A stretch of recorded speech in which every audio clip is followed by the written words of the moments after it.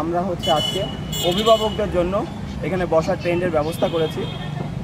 আপনারা দেখেছেন বিগত সময়ে যখন পরীক্ষা হয় তখন পরীক্ষা দিতে আসা ছাত্রছাত্রীদের সাথে যে অভিভাবকবৃন্দ আসে তারা হচ্ছে বসার নির্দিষ্ট কোনো জায়গা পায় না, তারা ছড়িয়ে ছিটিয়ে থাকে, হলের পাশে যে বসে থাকে, তখন একটা বিশৃঙ্খলার সৃষ্টি হয়।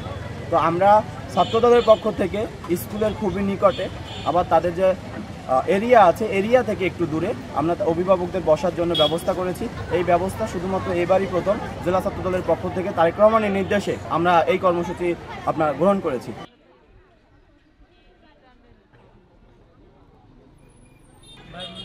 নিয়ে আসছি, কিন্তু গার্জেনদের বসার জন্য যে একটা ভালো ব্যবস্থা করছে সে দেখলাম বাগেরহাট জেলা ছাত্রদলের পক্ষ থেকে যে ব্যবস্থা নিয়েছে, ইতিমধ্যে এরকম ব্যবস্থা আমরা কখনো পাইনি।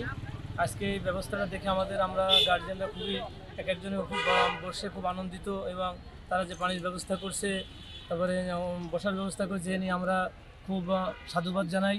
এবং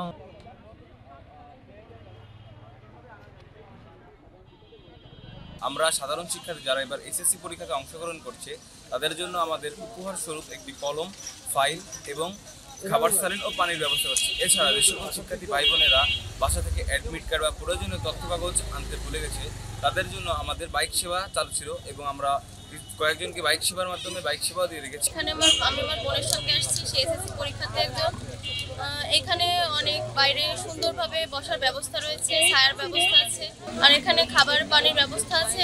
আমরা চাই একটা ইতিবাচক ছাত্র রাজনীতি, ক্রিয়েটিভ ছাত্র রাজনীতি, যার মাধ্যমে আমাদের ছাত্র রাজনীতির দিকে সাধারণ শিক্ষার্থীরা একটা ইতিবাচক দিক থেকে নেবে।